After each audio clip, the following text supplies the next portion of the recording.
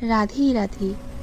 2025 সালের শেষ একাদশী ব্রত উদযাপন হতে চলেছে বছরের শেষ দিনে। বছরের শেষ একাদশী পুত্রদা একাদশী, পৌষ মাসের শুক্লপক্ষের একাদশী, ভগবান বিষ্ণু ও মাতা লক্ষ্মীর আরাধনা করার বিশেষ দিন। এই একাদশী যথাযথভাবে পালন করলে সন্তান লাভ হয়। একাদশী পালনে ভগবান বিষ্ণু অত্যন্ত খুশি হন। বিষ্ণুদেব খুশি হলেই মাতা লক্ষ্মীও প্রসন্ন হন এবং যিনি ব্রত পালন করছেন তার উপরে কৃপাদৃষ্টি বর্ষণ করেন। এই গুরুত্বপূর্ণ একাদশী কবে পালিত হবে, কিভাবে পালন করবেন এই একাদশী, সকল বিষয়ে বিস্তারিত আলোচনা হবে এই ভিডিওতে। আপনারা প্রথম থেকে শেষ পর্যন্ত ভক্তি সহকারে শ্রবণ করুন। পৌষ মাসের শুক্লপক্ষের একাদশী পুত্রদা একাদশী নামে পরিচিত।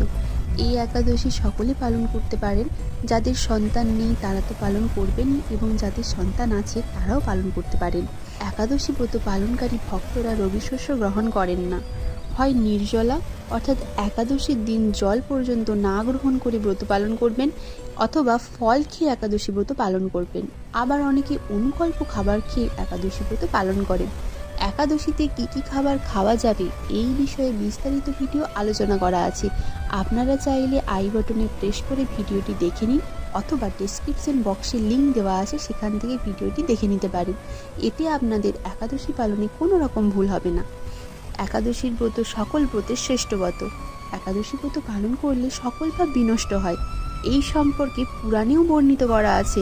একাদশীর দিন আপনি যে কাজ করবেন তা আপনি বেশি বেশি লাভ পাবেন।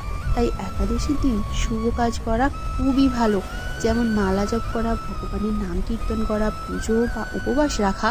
তবে এই দিন ভুলেও পরনিন্দা, পরচর্চার নেশাজাতীয় দ্রব্য একদম গ্রহণ করবেন না। মাছ মাংস গ্রহণ থেকে বিরত থাকুন।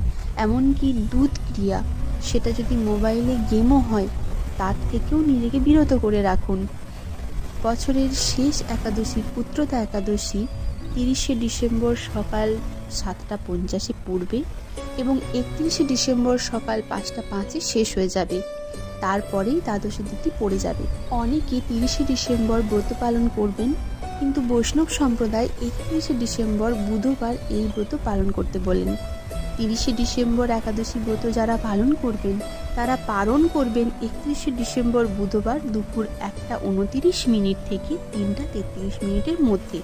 আর বৈষ্ণব মতে অর্থাৎ 31শে ডিসেম্বর যারা ব্রত পালন করবেন তারা পালন করবেন নতুন বছরে 1 জানুয়ারি বৃহস্পতিবার সকাল 6:18 থেকে 9:52 মধ্যে। একাদশীর আগের দিন নিরামিষ আহার গ্রহণ করে ওই দিন ভগবান বিষ্ণুর চরণে বা শ্রীকৃষ্ণর চরণে একটি তুলসী পাতা অর্পণ করে সংকল্প গ্রহণ করুন। সংকল্প মন্ত্র না বলতে পারলে আপনি নিজের মতো করে ভগবানকে বলুন আপনি এই ব্রতটি পালন করবেন, এবং আপনি যদি এই ব্রতটি পালনে কোনো বিশেষ মনস্কামনা রাখেন তাহলে সেটিও ভগবানকে জানান দিয়ে এই ব্রতটি পালন করুন। পুত্রদা একাদশী মূলত সেই দাম্পত্যরাই বেশি পালন করে থাকে যাদের পুত্র সন্তানের মনস্কামনা আছে। সংকল্প যেদিন গ্রহণ করলেন সেই দিন রাতে খুব তাড়াতাড়ি খাবার খেয়ে ব্রাশ করে পরের দিন সকাল থেকে আপনি আপনার ব্রত পালন করবেন। ব্রত যেদিন করবেন ভগবানের পুজো করুন, আপনার মনস্কামনা জানান, ব্রত কথা শ্রবণ করুন। একাদশী ব্রত পালন হয় ভগবানকে খুশি করার উদ্দেশ্যে, তাই এই দিন ভগবান খুশি হবে এমন কাজ বেশি বেশি করে করুন যাতে ভগবান আপনার উপরে সন্তুষ্ট হন।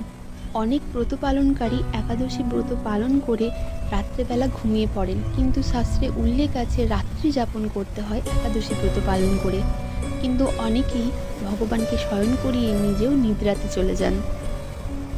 একাদশীর পরের দিন নির্ধারিত সময়ে পালন করুন। পালন করার অর্থ হচ্ছে ব্রত ভঙ্গ করা, অর্থাৎ যেই খাবারগুলি আপনি ব্রতের দিন গ্রহণ করেননি সেই খাবারগুলি খাওয়া।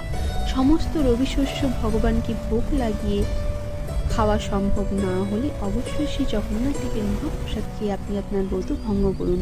সঙ্গে ভগবানকে নিবেদন করা তুলসীপত্র সেবন করুন। নিষ্ঠা সহকারে ভক্তি সহকারে এই একাদশী ব্রত পালন করলে অবশ্যই ভগবান আপনার মনস্কামনা পূর্ণ করবে। কমেন্টে জয় শ্রীকৃষ্ণ লিখতে একদমই ভুলবেন না। হরে কৃষ্ণ, রাধে রাধে।